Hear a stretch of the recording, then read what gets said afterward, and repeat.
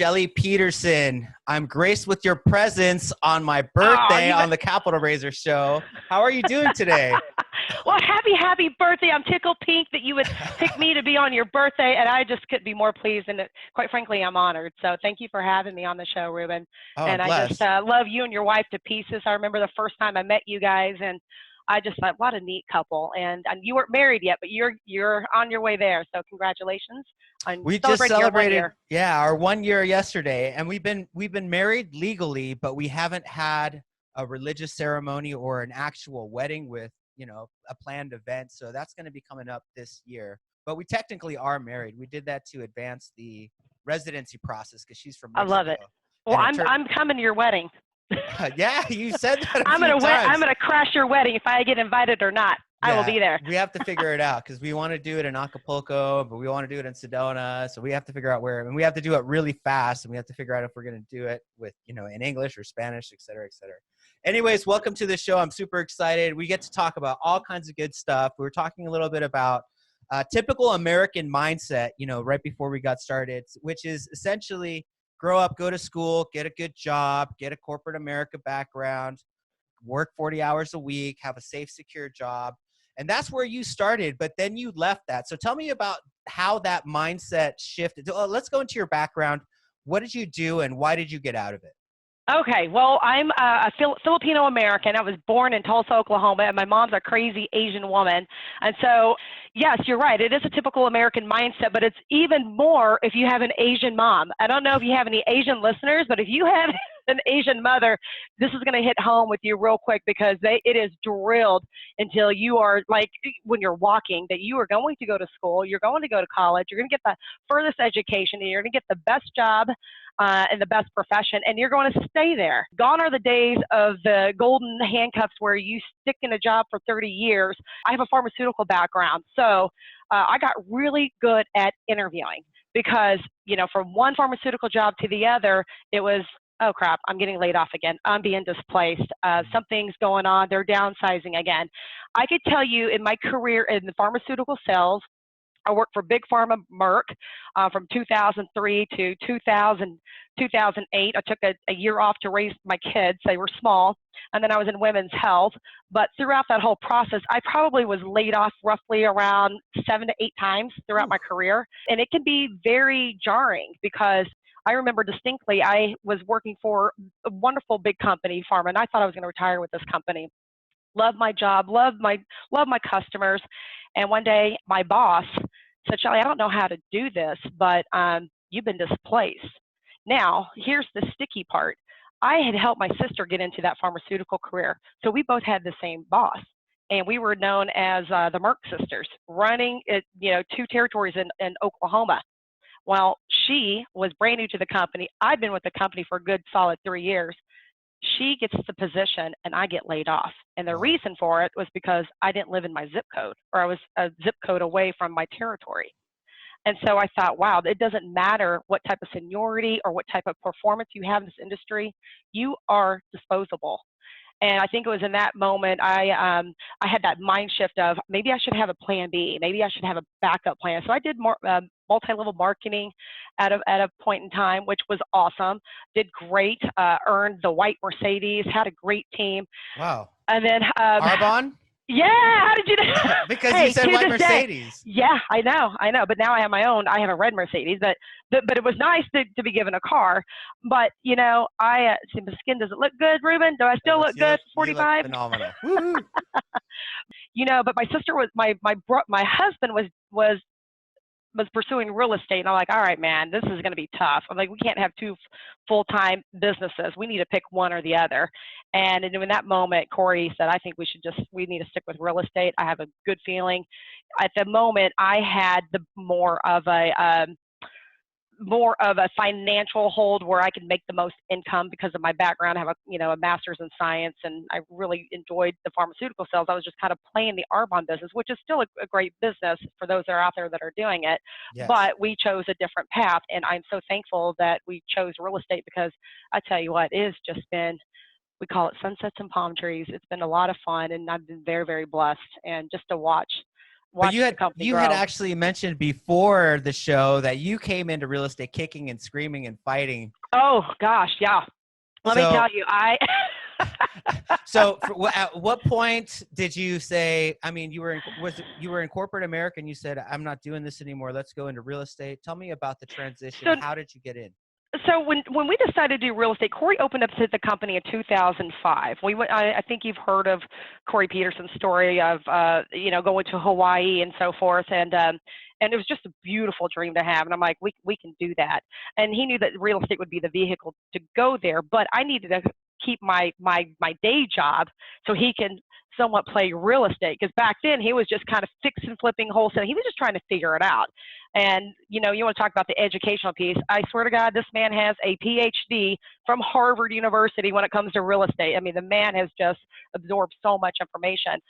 But and in 2005, opened up the Kahuna Investments. And then I just kept working. And it wasn't until 2009 when the market crashed, Cory was a financial advisor, and he said, I need to do this full time.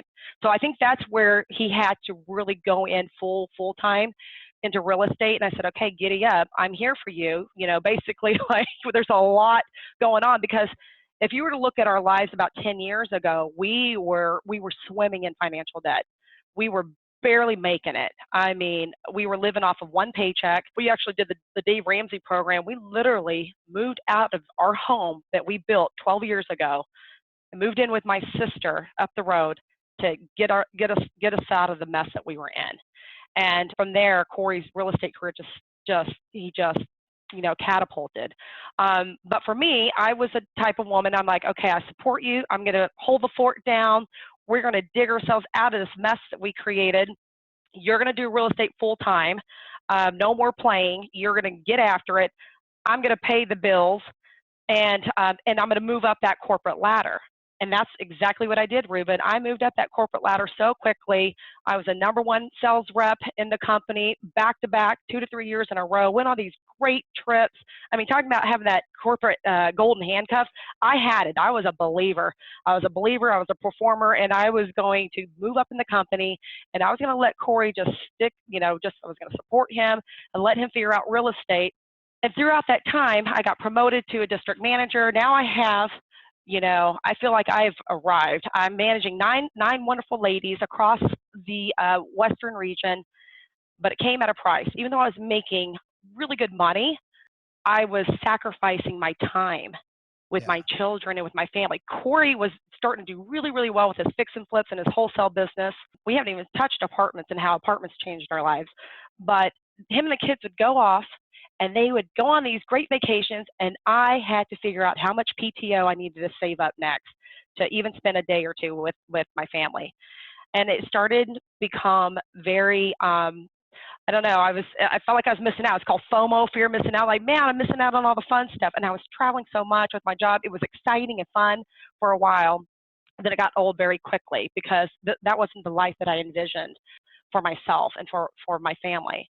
And it wasn't until my son was basically he was failing 4th grade, because I was at home, just kind of making sure, because Cory was busy building the real estate business, and we basically left our eyes off the ball with our kids. And so, and as Connor, my son, who was in 4th grade, he struggled. And so I'm like, okay, something has to change here. Then a miracle happened. Our company literally closed its doors in 2015. And by that time, I was making great money. I was, and I was heartbroken. I was really, really sad. And Cory is in the background. I remember this clearly. I mean, I was downstairs listening to the conference call. They were saying, we're shutting down our doors. And Cory's like, can you come work for me? Can you come work for me? Jump over. The water's warm. Come into real estate. And I'm just like, I'm sad, because it's an identity thing, especially for women or for career moms or career women. There's some identity that's tied into that. And for so long, that's who I was. That's what I was good at. That's what I knew how to do. And so I knew that I wasn't going to go back into corporate America. I know Cory said, you need to stay put. Like, we need you. Just take some time off. Don't look for another job. So I didn't look for a job. Even though I was quite marketable, I could have went pursuing another career in women's health.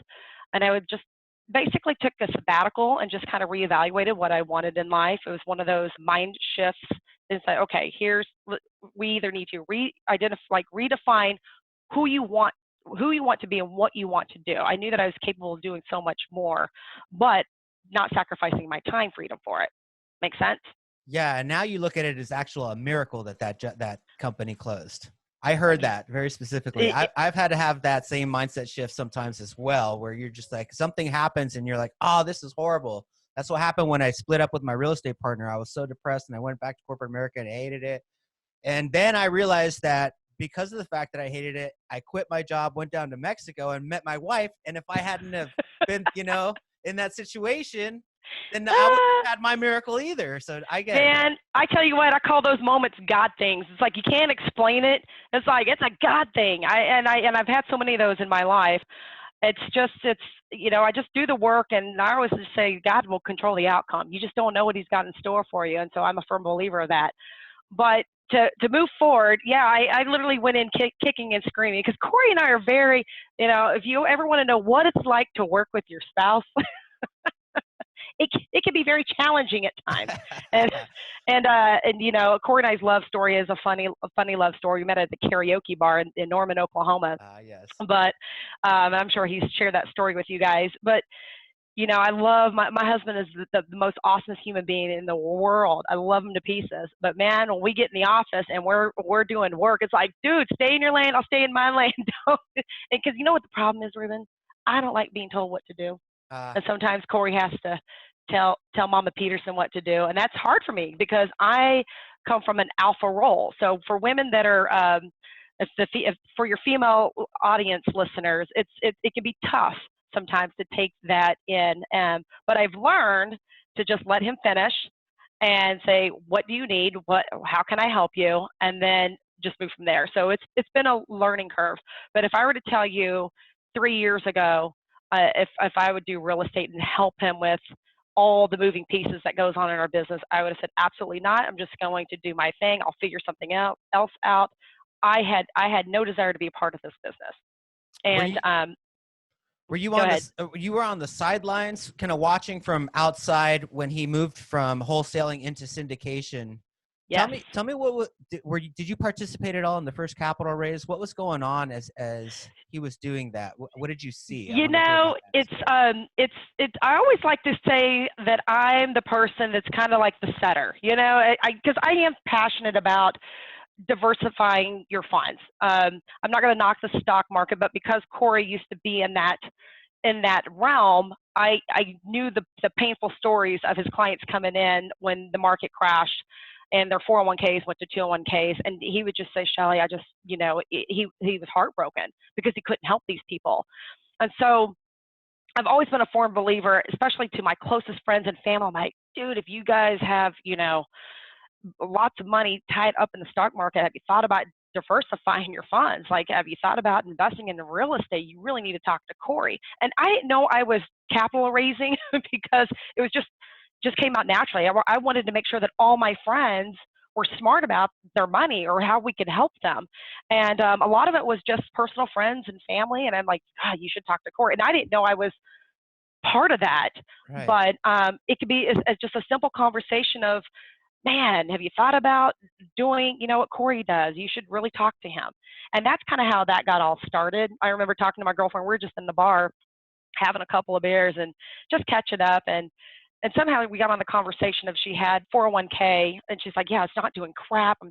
She was venting on how much her Roth IRA was doing nothing. And I just learned about self-directed IRAs, and I thought that was fascinating. I'm like, you should talk to Cory. He's got a friend that owns a self-directed IRA company. I think you could take some of that money and invest it in real estate. She's like, I didn't know that. And I said, yeah. So I told Cory about it. And he's like, yeah, have him come over to the house. I always feel like dealing with people's money, having money talks, it could be very uncomfortable. It could also be very positive. It's just the way, if you're coming at it as a friend trying to help or giving them options, you don't ever make the decisions for them. It's just like, here's another option. Have you thought about it? But we never, ever chase capital. Cory's a firm believer the right people will come into your deals and the right people will come to you and your company.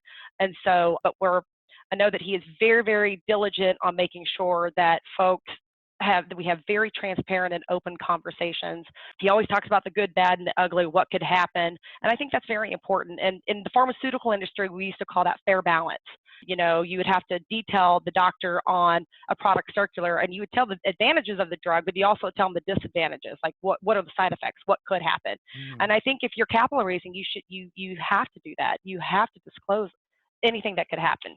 I mean, this. Right? Absolutely. I keep on finding that a lot of people aren't even aware that they can take their 401k. It sounds almost ridiculous to me because I've been in real estate for a while, but that people can actually take their money that's in a 401k if they've left their job and it's just sitting there and it's Yeah. out of sight, out of mind, and they can actually apply it and invest it in real estate. But people don't realize, or they're like, oh, maybe like really experienced people could do that, but they don't realize that they can partner with those really experienced people. Yeah, it is so easy. I mean, my girlfriend was like, this is really easy because I just got her in touch with one of our buddies that have the company, and his team is phenomenal. And I'm like, yeah, a gal named Danielle is going to reach out to you. She can help you through that whole process. And it was very streamlined. So we do quite a bit of self-directed IRA investments in our company, in our deals. So, and they're really easy to work with, especially if you have the right company that you're working with. They can help you streamline that whole process. Now, Cory, your husband has a different mindset that I'm very attracted to because of his financial services background. He actually focuses on going after people that have money invested in the stock market versus other people.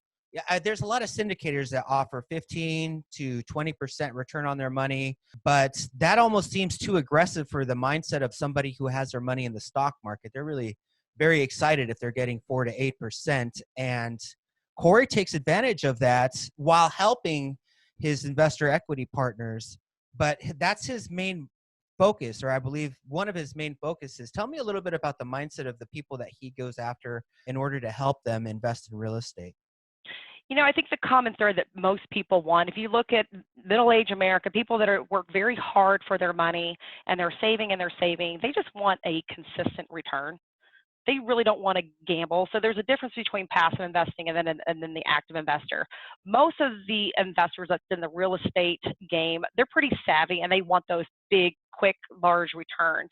And what we offer is a consistent return. And I think that's attractive to a lot of our investors because they don't want to gamble. So we find deals that are cash flowing assets.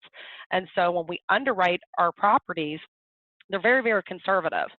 So if you have someone that has qualified monies in the stock market and they're getting 8%, maybe a good year they'll get 12, maybe they'll get 20%.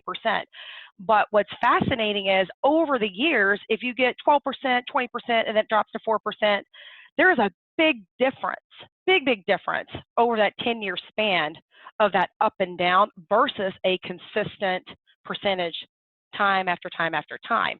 And we're talking a big difference in the monies. I forget who did this. It was one of our masterminds, but they did a presentation on how much money is being made through the stock market and these brokers, these hedge fund guys. It's crazy. I mean, you look at these big yachts out in the Caribbean. It's mostly the hedge fund guys they're making all this money. So our mindset is we compete against the stock market. There are moms and pops. They're just the average American that just wants a nice, steady return. And we share them that story. And they said, yeah, sign me up. And that's how we take them down the process. But we didn't get there overnight there, Ruben. I mean, we used to, Cory would give away the farm and he'd say, okay, well, how can I make this deal? When you're first starting out a syndication, you just get so excited. You just want to get that first deal, right? And you're like, I'll give you half. But over time, when you get more skilled underwriting these deals and you understand the game, I think you can command that. And I think the key is doing a good job, because if you treat your investors right and you give them what they want, right? There's never been a day where we have not paid out our investors. And that's very important. You say what you do and you do what you do, right? So every month our investors get what's called a financial dashboard, and it is full transparency. I mean, it is literally like a Wall Street grade document that has all of what you need to know what's going on with that asset. Any monies that's going in or out, there's documentation. You see the checks. It's full transparency. And I think folks like that. If you don't have, we have what's called the Kahuna portal. We use IMS. I don't know if you're familiar with that system, but Yeah. basically folks can just log on and see how their portfolio is doing. It's pretty techy. I don't do it. Our gal in Missouri does it, so so she's pretty techy at that. But it's all about just communication and just performing what you say you're going to do. It's really that simple. Talk to me about the transition from the wholesaling or flipping properties to getting into syndication. How did you start? I know that you were giving away the farm at first, but tell me more about the transition. You currently have around 1,800 units, 1,863 if I heard correctly. 1863 and climbing. Congrats. We got 2 more under our belt.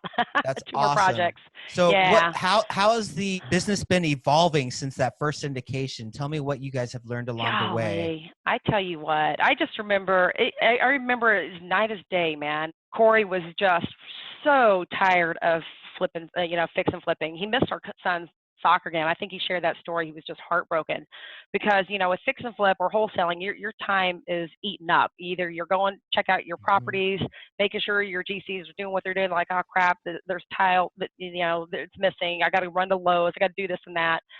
And I just remember him coming home and he's like, I wish we owned apartments. We would just drive. I just remember just driving. He's like, I wish we could own something like that. Meaning passive income. And then one day he just said, how can I? And that's when he just really absorbed himself into the multifamily industry. And that was in 2010. And we bought our first apartment deal in 2011. How big? It was 144 units in Greenville, South Carolina. He bought that one for 3.2, and then we sold it a few years ago for 8.8. And that was life changing. So that there alone, when we sold that first asset, it just, I'm like, I can retire. We have passive income. We replaced my salary. Like it was just life changing for us. And what we did with, the millions is we didn't just held on to it. We did a 1031 exchange and then bought Eagles Village, which is let's see, I have my numbers here. That one is a 508-bed property. This one here, that's Eagles Village. Do you see it? I do. It's a big one, big student housing project. That one there will stay in our family for many, many years. It'll be passed down to our kids. But, from that point, he hasn't stopped. And now I could tell you when we transitioned from our capital raising from, we started at, I think, 16%, 14%. Now we're down to, 12%. And depending on the deal. Yeah. But I just remember we were talking to our management company, said, man, if you can just raise cheaper capital, we can get more deals that would qualify. And Cory said, let me see if I can do it. So it was definitely a mind shift. You command what you want to get out of it. If you say, so now we're trying to, I'm like, well, we should be raising our minimum on how much you should invest. We should, we should be trying to, compete with, having lower capital. So if you have a good product and you perform and you have investors that like you and they trust you and they like the product, they're going to keep coming back. And that's what we have found over the years is that, having our investors, they just stick with us. Even though we've lowered the cost of capital, they're still here. I remember one time we were meeting with an investor up in Fountain Hills. And he goes, wait a minute, Cory, I thought it was this percentage. And I said, man, if you don't want in, there's another guy that will take your spot. He's like, no, that's good. So he took the lower percentage of capital because he likes the product. He likes what we do. He likes our systems and our processes that we have in place. And so sometimes having that, it just gives people a little bit more reassurance, or they feel good about it. So everybody's different. Yeah. I just know that we've been very blessed with some really amazing folks that have come into our organization, and they've been very happy. So within your organization or within the structure of your returns, do you guys ever do some like A shares versus B shares? So some people, if they get in earlier or have some incentive that they meet, they get a better percentage. Did you ever approach him and say, hey, well, if you'd gotten in on time, then you would have gotten this other return? Cory is, he doesn't like to give up his B shares. Cory is very, our first syndication deal, he had a bad experience with partners. So Cory's very particular in having partners in his deals. And I would say that should be a strong message for anyone that's doing apartment syndication. So you'll always find that the majority of our deals will have minimum of 60% ownership of all of our assets, if not more. And there's a reason for that, because someone needs to run the bus, control the ship, and drive it. If you have too many chiefs in a deal, then anything can go away, right? So Cory has just learned over the years that you got to have one driver. He has the most experience, and people just want to just be a part of the deal. Because if you just get into a deal, I hear them say this all the time, it doesn't matter, just get into your first deal, right? Because you just being a part of that, you're going to learn so much of the whole process. Okay. Now, not to say you can't do it on your own and go out there, but I'm going to tell you, Cory has got a lot of battle scars, a lot of battle scars. But the way we structure it, I could show this to you, but we have our A shares and our B shares, if you can see that. And I always say the A shares are the priority investors. These guys, what makes us so appealing is that these guys get paid before we do. Yeah. Right. And so it's not a bad thing to be an A share. I'm like, well, gosh, there are some assets, and I'll be very quite frank with you. There are some assets where, Big Daddy hasn't gotten paid. The A shares have gotten paid. But if you bought an asset that's not, that hasn't been performing the way you want it to, then you have to give up your piece of the pie, right? Because you always take care of the A shares. You take care of those priority investors. Very Makes cool. sense? Yeah, Yeah. it makes a lot of sense. Now, tell me about when the Kahuna Boardroom was started, because you guys have an educational platform where you're teaching people how to syndicate, and then you help them use and leverage their partnership with you so that they can go out and syndicate and have a track record. Tell me about when did that start, and what is it that you guys teach at I remember specifically, man, we were in Hawaii in November 2017. We brought our team to Hawaii. We laid it all out. I remember working in the living room. Oh my gosh, it was such a beautiful setting, Ruben. If you can only work like this. We had sticky, big Post-it notes on the windows overlooking the ocean, and we are drawing out the vision of what the Kahuna Boardroom was going to look like.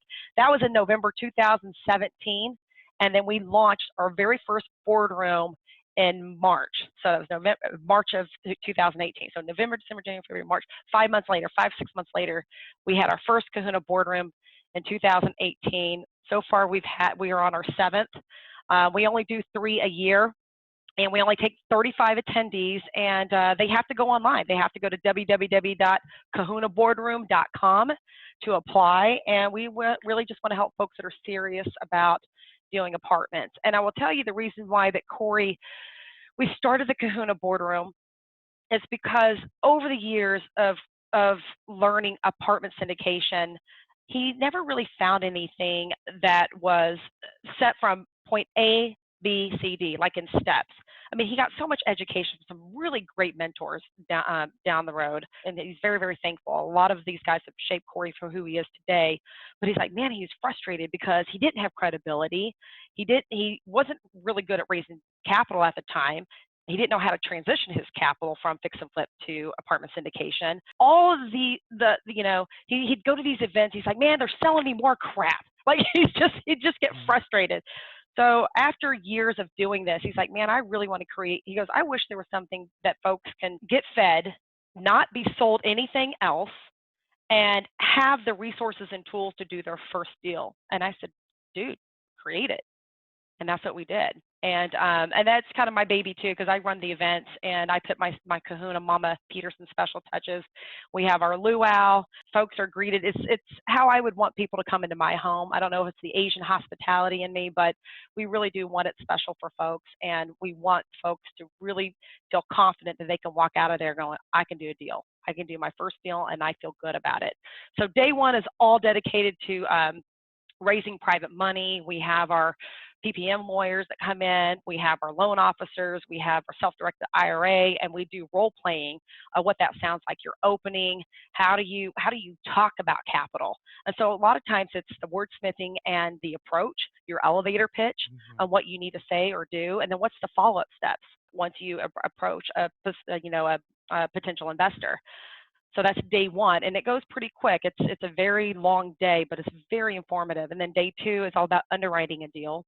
And so we spend a lot of time on the Kahuna Cash Flow Calculator. We do case studies. We play a game called Deal or No Deal. So is this a deal or is it not a deal? And then day three is about management. And we'll have our management team. They come out and talk about best practices and do's and don'ts. But it's very intensive. And this year we're only doing one. It'll be October, and it will be in Phoenix. So if anybody's interested, they can call me or get with you. Do you have the days But yet? Because we're getting married it's in October. it's going to be October 18th, 19th, and 20th. It's going to be that week, the week of October. Okay, So, I have you guys on my radar. I definitely want to go, but I'll probably be on my honeymoon during that trip. So we'll have to well, get then the you need next to be one. on your. We'll have more. We'll have more. Okay, cool. So in regards to the investor communication, and let me understand if I know exactly who your target person that would come to this event would be, is somebody that wants to learn the entire syndication business and create the team to do their first syndication. It's not because there's so many, typically there's when there's a syndication, there's multiple team members. There's like an investor relations capital raiser guy, and then there's an asset manager / underwriter, something like that. Some teams are bigger, like at Bakerston we have 8 people, and some people don't have a team and they don't know how to find a Right. team, and they don't even know what they want. They're like, I hate raising capital, but I like numbers. Or some people are like, well, I love finding a deal, but I hate talking to people. So do you help people put the team together? That's And then, exactly it. you know You nailed it. Absolutely. So we'll have various people that come in the boardroom. We'll have passive investors that are doctors, dentists, or lawyers, and they just want to check it out and learn more about apartments. They think they may want to do it on their own, but then when they go to the training, they're like, oh my gosh, nope, I just want to get in a deal. Here's my money. And then you have folks that are fix and flippers, are very good at finding deals, and they want to find an apartment deal that pair up with someone that's really good at raising capital. We have a mixture of those people that are in the room. So a good mix of deal finders, a good mix of syndicators, and passive investors. So it's a lovely combination, and there's something for everyone. Recently, we just opened up our first Kahuna Mastermind. So a lot of our boardroom members want to continue on their coaching education and really want someone to, because oftentimes when you see with these other programs, it's, okay, well, you've gone through the training, now you can go and, and buy a coach for $100,000 or something yeah, astronomical, yeah. and then you can't even get to the real person. We've actually have our mastermind with 15 people. Cory wanted to keep it very, very small. We basically hand selected the folks that were in this mastermind. We thought about opening up a group 2, but we're just going to keep the group 1 for now. And he's literally just holding their hand, and he's helping them, moving them along the continuum with their journey in apartments. And that has just been so rewarding and so much fun for Cory to do, and myself, because it's very intimate, and we're seeing people win. We just actually gave out our first big Kahuna Award to one of our team, one of our members. They got their first 100+ unit property in Tulsa, Ooh, Oklahoma. nice. We're super proud of them, and so we sent them, I don't know if you have a picture, but it was like a big tidal wave, like an ocean wave, and it says Kahuna First Deal Award. That's So it's very a lot cool. of fun to recognize people and just really just help people change their lives. I mean, this guy called Cory, he's like literally in tears, just so thankful because it really changed his life. That's what we do, man. That's a lot of That's fun and awesome. rewarding. I want to go into the mindset, because a lot of people, they don't think that $10,000 on an education on real estate investing is worth it. They think to themselves, well, maybe I could just go do it by myself or partner with somebody that's done it before. And they have a very negative mindset about investing some money in their own real estate education. But we Mm-hmm. were talking before the show that in typical American culture, you're brought up to believe that going to college is a good idea, which, I mean, I'm not saying I don't shoot down college. I went to college. I have a couple of degrees from Arizona State. But they will go out and drop $100,000 on I an know. education, but they are so incredibly unwilling to spend $10,000 to learn something that will create generational wealth for their families. Blows my mind. I don't get it. I really don't, because I remember I spent thousands of dollars to be a registered dietitian, master's in science, and I'm not doing diddly with that. I mean, I was shocked to find that the starting salary for a dietitian was in the $30,000 a year. I'm like, how do you, and for some that might be a lot, but for me, I know that that's not what I wanted. So over the years, Cory has spent a ton of money, and he doesn't regret any of it. I mean, we paid for coaching, we paid for programs. He is a connoisseur of education, but it's shaped him to who he is and who we are today. And so we are a big believer of, now there's some information that could be probably not as useful, but I don't believe in that. I think you're going to get some nuggets out of anything that you purchase. You might find value over one over the other, but we're firm believers of if you're going to get into this industry called real estate investing, you need to surround yourself with people that are doing it and that are still doing it. And I will tell you though, the thing that that I don't know how I feel about this, but I'm finding that there are more and more people that are online educators that are making their money on just education, and they're not doing deals anymore. I don't know. I'm a little bit ambivalent on that because I know that they've done it and they're up to date. But I'm a firm believer that you should always still be in the know. You should still be doing your own deals. And so that's one thing that Cory has always done. He still does his own deals. He's still teaching. He's current. I have a friend of ours that's never done a multifamily deal ever, but he's really good in fix and flip. Okay. Never done an apartment deal, but he's going to teach on how to do apartments. I don't know how to feel about that. And I'm like, wow, you can't really teach this stuff if you haven't gone through it yourself. Right. So I guess the key takeaway here is just be careful on where you buy your education. There are some folks that are good, and there are some folks that are not so good. So the message here is just to do your research and find a group that fits who you are and that you're comfortable with, but make sure that they're freaking doing deals, man, their own deals. Okay, so we recently, absolutely. We recently started this new segment of the show. It's called the Lightning Round. I've heard it on a couple other people's shows, including Ellie Perlman's, and I just fell in love with her. It. She's doll. Awesome. She is a stud, man. So we're gonna go through. She's awesome. We're gonna go through a couple of questions. We're gonna try and limit the answers to 10 seconds or less. Oh, geez. Yeah. Why am I nervous, Ruben? I don't get nervous. Yeah, I'm gonna have some music playing in the background. That we'll throw that in there later. But okay, so we'll start with this. Boom. What is your favorite hobby? Oh my gosh, I have so many. Dancing and karaoke. There.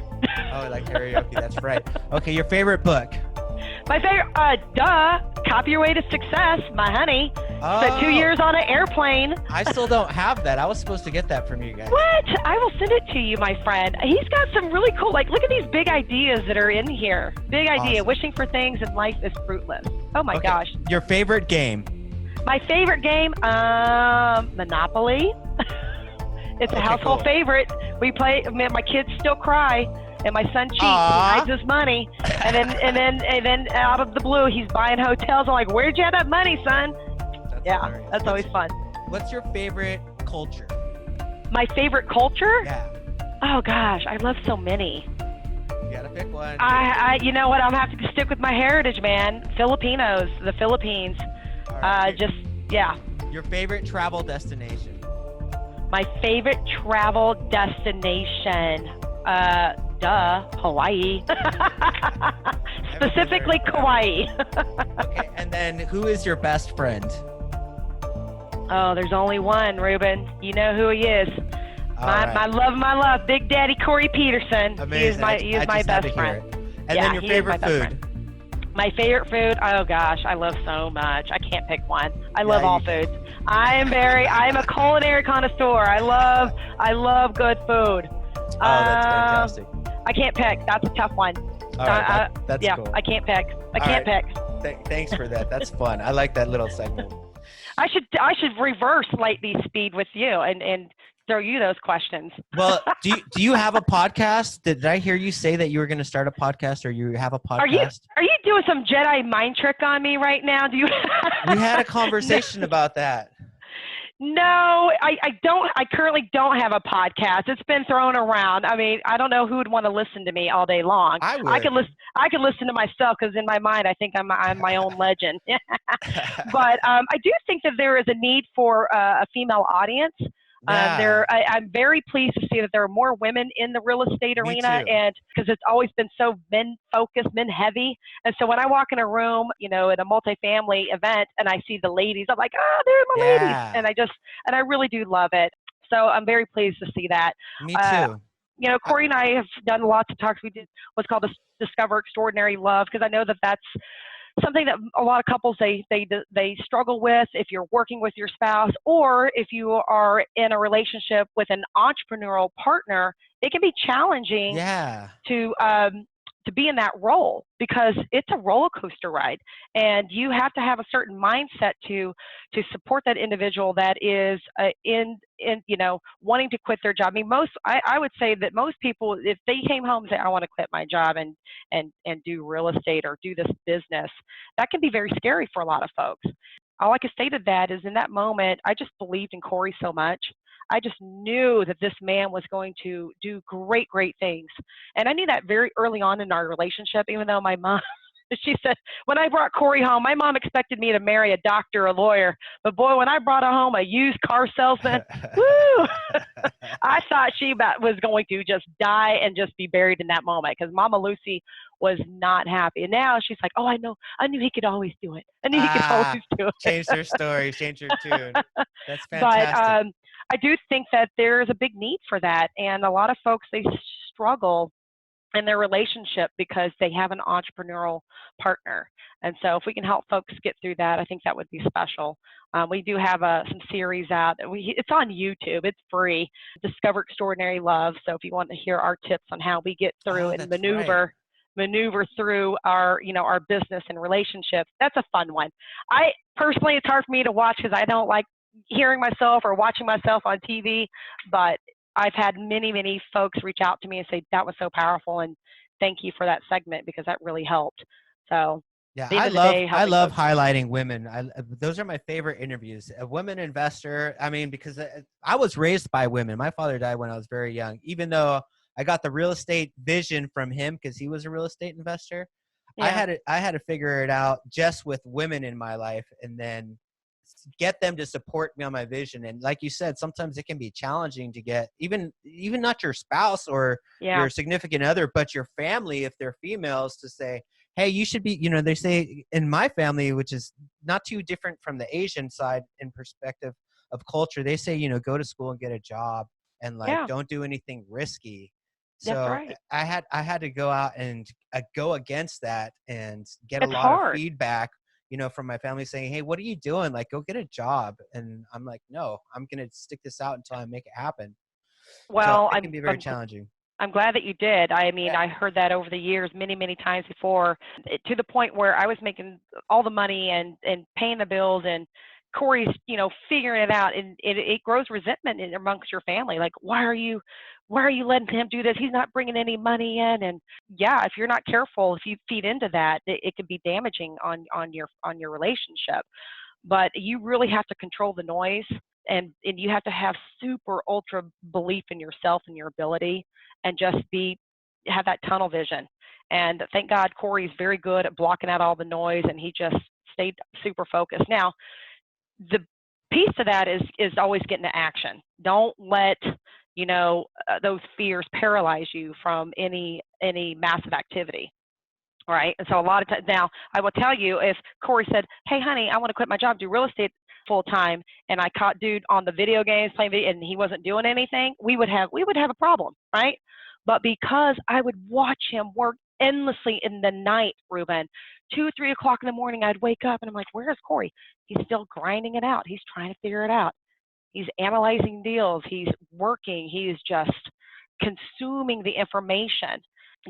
Hard work pays off. So for those that are just starting out, or I would just hope that you just stay in the activity and just stay focused, and just surround yourself with positive, uber positive people, and people that are in the industry doing what you're doing. Hopefully you'll connect with those that are already doing it, doing lots of it. Just surround yourself with those people. You'll just learn, like you just come out and just have lunch, invite them to lunch or a dinner or coffee or something. That's how we met. Yeah. It was a great lunch date. I got to meet your beautiful wife. I was just like, they are adorable. I just loved you guys to pieces. Yeah. And I'm really excited for you. I'm very proud. Thank you. I watched the Cory Peterson webinar when I was in Mexico, and the next day you called me, and I was on the cliffs in Acapulco, and you're like, hey, I'm Shelley Peterson. I'm reaching out on behalf of my husband. And then you were like, when you get back into the United States, bring your wife, we'll go to lunch. And you're like, you're like, there's no way you're coming without your wife. Make sure that she's there. I got to meet this lady. And then, hey man, I always encourage the fellas to bring their ladies, even at our boardroom. Like, listen, bring bring your spouse, bring your ladies. It's important that they see what you're doing. And if we're out to dinner or, meeting, investor one-on-one, I always want their spouse there, because I generally wanted to get to know who they are and what they're about, because I'm, we just don't allow anyone in our deals. We want to just check you out too. It's kind of like a courtship. We're kind of dating. If I don't know you and you want to just jump in my deal, I'm like, whoa, I pump the brakes. I'm like, well, hold on, who are you? So, but we really genuinely want to get to know who you are and what you're about, and build a relationship and a friendship. And so I want to say that's probably the best thing about doing what we do, is just meeting some extraordinary people, getting to know them, and building long-lasting relationships. It's a lot of fun.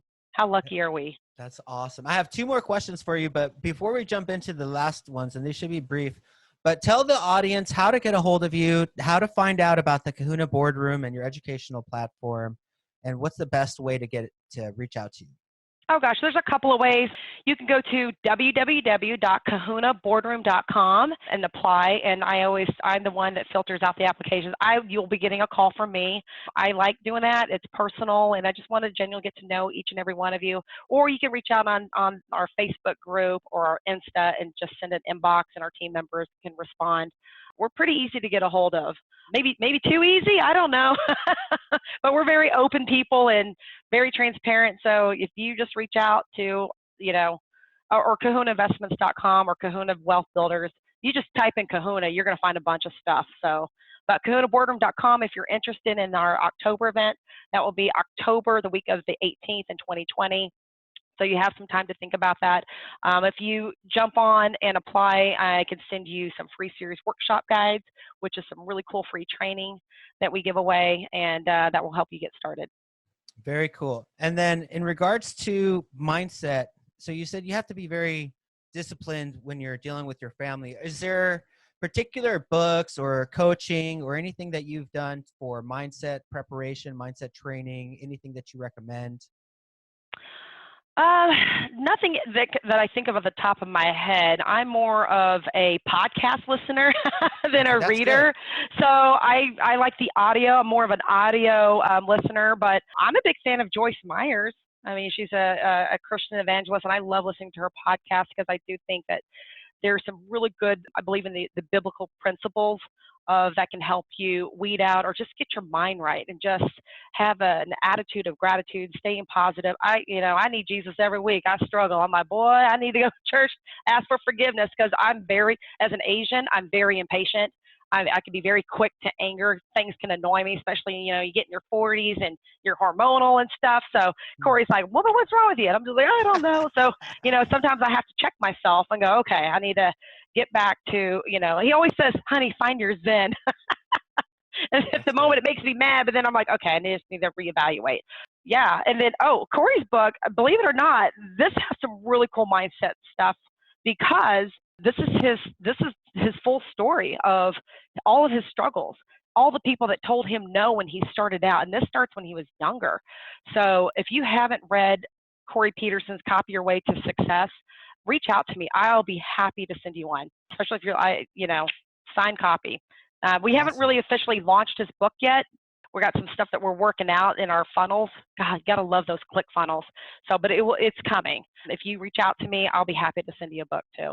That's awesome. Thanks. Definitely. On behalf of Capital Raiser Nation, we thank you for that. I'm sure that you'll get a couple of hits on that. Yeah, no problem. From me. Yeah, I'll be surprised how many people actually reach out. It's the ones that actually reach out. I'm like, heck yeah, I love it. And that's how you know you're taking some action. You're action takers. Yeah. Okay. So last question, because so you've been friends, you've known Bakerson for many years. You've seen them because we're both in Phoenix in the major metro. But you've seen us go through kind of the same thing. We started in fix and flip, and then moved into multifamily syndication and apartments and single fund sources. But as we've transitioned, we're learning how to communicate with our investors on a better level. Because when we were flipping houses, there was no communication. It was just like, hey, we flipped the house. Here's your return.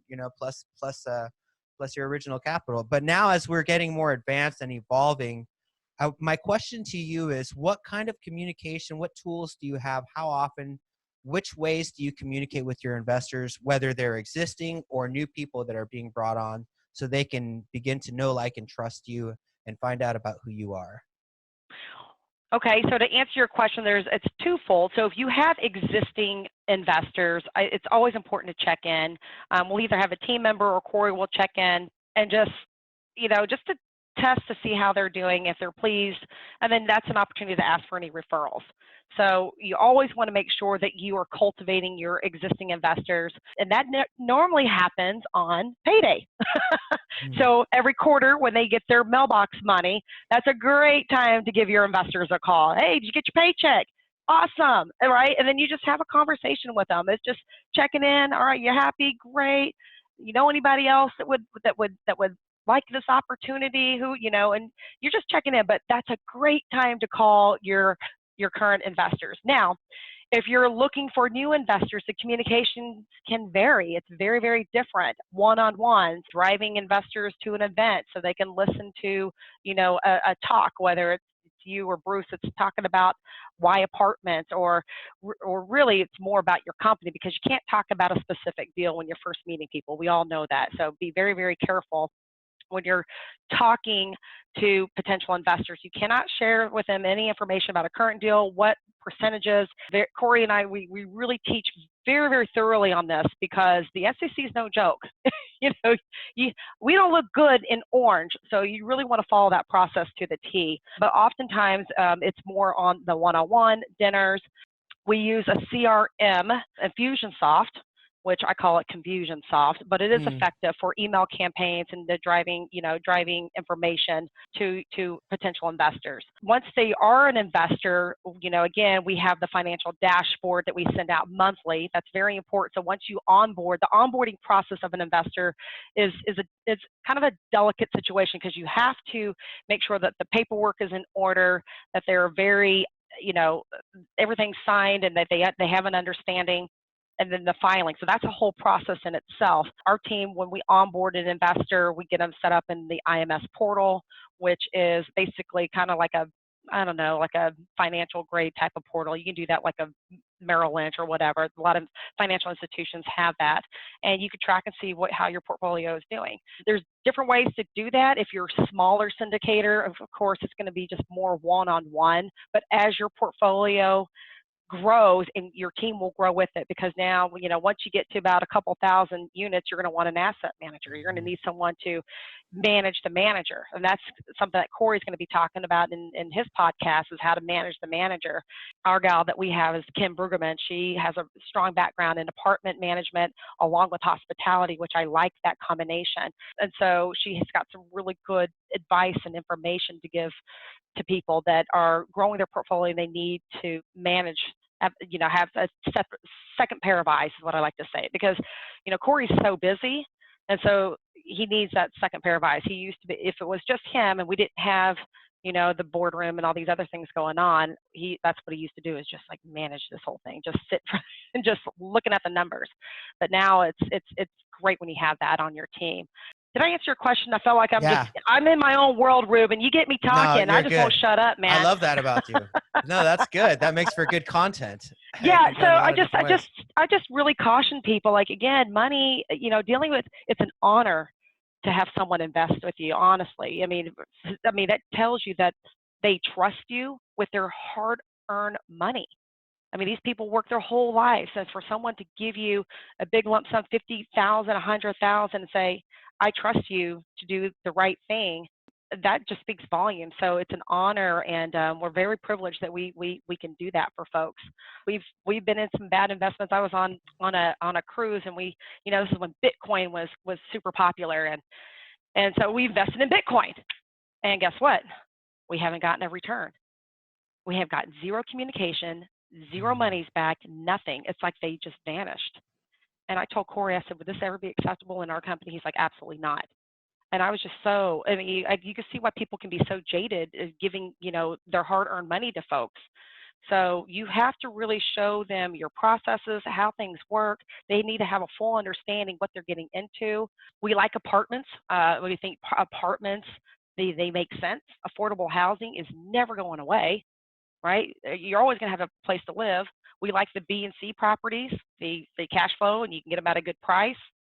We don't ever invest in the Taj Mahal, and we don't ever invest in the war zone. So we keep our strategy very simple. We keep it conservative. And there are people that it appeals to them. They're like, yeah, I like that. So anyway, in a nutshell, I think the whole syndication game, you just got to handle it with lots of care and just be very knowledgeable in what you do. And there are some good ones and there's some bad ones. So take that with a grain of salt, my friend. Yeah, Shelley Peterson, thank you so much for coming on the Capital Radio Show. Hashtag dropping some truth bombs today, huh? Yeah, you didn't know what you were going to get on your birthday. Content. Oh, I always get good stuff on this show. The quality of the people that come on here. I mean, people like yourself. I'm so blessed to be able to interview successful syndicators, and particularly ones that are in my own town. I gotta love that. Yeah, man, we got to get together more often, my friend. Absolutely, yeah. I'll buy you lunch this time if you bring a copy of the book. How about that'll be a good trade-off? I'll bring my wife and we'll hang out. Oh my gosh! Hey, or you know what you would like? Let's do a karaoke thing, maybe. You still do karaoke? I got the perfect place. We can go to Tommy V's in Old Town Scottsdale, and then go next door to the Grapevine. It's my jam. I tell you what, I'm there in a heartbeat. Yeah, see, you just let us know. We'd love to go. Oh, we would be thrilled. So happy birthday, my friend. Thank you. Super proud of you. I'm glad your podcast is awesome. Just enjoy the ride. It's a lot of fun. Yeah, it's been a blast. All right, well, enjoy the rest of your day. I look forward to doing some karaoke with you very soon, and I'll say hi to my wife for you. All right, sounds good. Happy birthday. Have a good day. All right, you too. Take care. Jump over. The water's warm. Come into real estate.